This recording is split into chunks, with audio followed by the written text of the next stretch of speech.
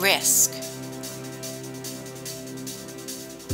The mere mention of the word risk at a procurement and supply management conference is tantamount to yelling fire in a crowded movie theater. We are conditioned to see risk as the enemy, a nefarious force to be assessed, mitigated, monitored, and planned for. Risk is a bad thing and must be driven out or avoided at every opportunity. But this doesn't have to be the case. From the earliest days of business, ambitious individuals and organizations have looked to find ways to sell unique, desirable products and services at a competitive price point so they can generate a sustainable profit margin. Today, improvements in logistics and global commerce have allowed companies to buy from and serve a much larger market. This expanded scope has created a far more competitive landscape than existed in the past. As Rita Gunther McGrath said in her 2014 book, The End of Competitive Advantage, to win in volatile and uncertain environments, executives need to learn how to exploit short-lived opportunities with speed and decisiveness. In order to do this, we certainly cannot avoid risk altogether. Today, every purchase, every contract, and every supply relationship must be looked at as a link in a chain. Companies are more reliant on their suppliers for products and services than in the past. In order to respond to high or rising competition, our supply chains have morphed and stretched. They have extended to include a diverse collection of companies and locations that we conduct business with over a geographically broad network. In the face of all this change, procurement spends an increasing proportion of our time on risk. We assess risk, we manage risk, and we put risk mitigation and response plans in place. Risk levels vary by supplier, industry, and location. Some risks are man-made, and others are the result of unforeseeable natural events. But when risks materialize, the disruption can be catastrophic. It is easy, even natural, to see risk as something to be feared. But for companies operating on the leading edge of competitive markets, risk is actually something to be sought.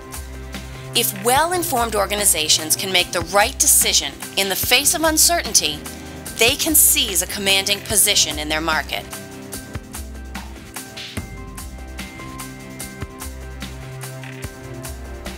In 2011, Delta Airlines fuel costs jumped 28% year over year.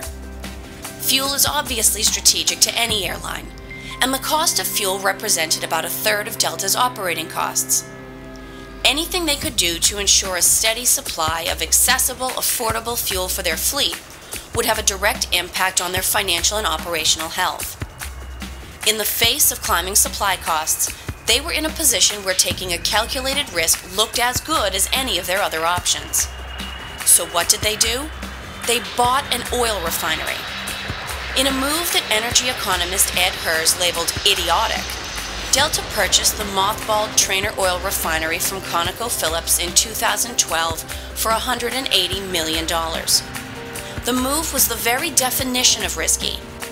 Although owning the refinery would help them control fuel costs and supply, it did nothing to mitigate the price volatility of the crude oil they would need as an input for the refinery.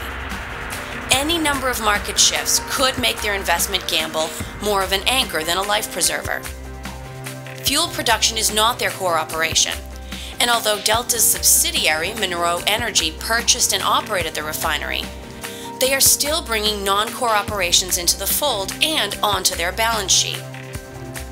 The jury is still out on whether they were brilliant or mad, but from a risk and supply management perspective, Delta looked at the options and knowingly took a risk in an effort to improve a difficult situation by being proactive rather than reactive. You can be sure they did not take this decision to invest lightly, but they stayed calm, weighed the options before them, and made a decision.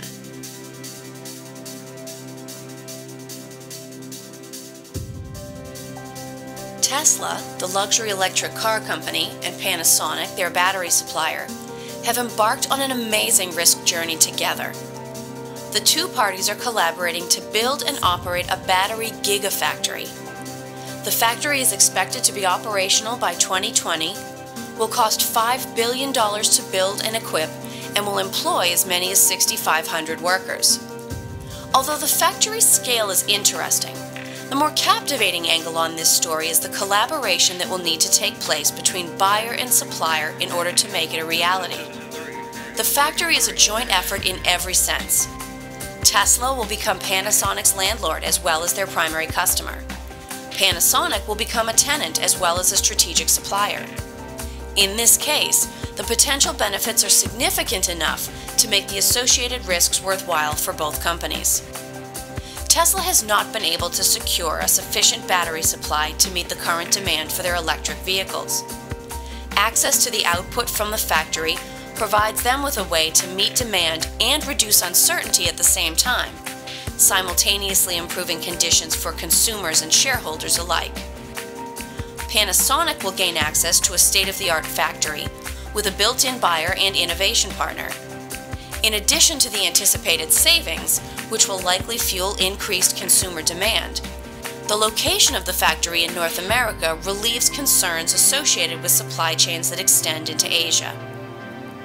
As appealing as the arrangement sounds, and as collaborative supply arrangements continue to grow in popularity, there are also some very real issues the parties will have to work through. Panasonic may have to agree to meet Tesla's supply requirements before they can supply other customers, which may at some point include competitive electric car manufacturers. There are also likely to be trade secret or intellectual property concerns to be addressed before Panasonic allows other companies to see the factory. As long as the potential returns outweigh the possible risks, this relationship will move forward, leading the way for many others to follow.